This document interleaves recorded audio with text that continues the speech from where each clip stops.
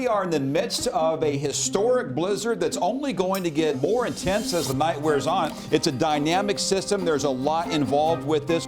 Hazardous and rapidly changing conditions across the state of North Dakota. There has been a decrease in the amount of traffic that has been on the roadway, which is good. Yeah, Mother Nature, she'll surprise you. No doubt that those drivers are in for a long day ahead.